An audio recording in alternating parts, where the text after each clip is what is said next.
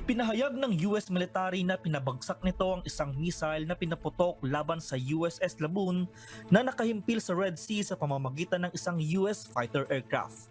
Nagmula ang missile sa isang Houthi area sa Yemen. Walang nasugatan o pinsalang naiulat sa insidenteng nangyari hapon ng linggo, January 14. Nangyari ito kasunod ng strikes na inulunsad ng Estados Unidos at United Kingdom laban sa Houthi targets sa Yemen. Bilang tugon ito sa ginagawang pag-atake ng Houthi rebels sa commercial shipping sa Red Sea. Nasa 26 na vessels na ang pinuntirya ng Houthis simula noong November 2023. Bunsod nito, napilitan ng pinakamalalaking shipping operators na mag-iba ng ruta dahilan upang maapektuhan ang global trade. Val Onia, UNTV News and Rescue.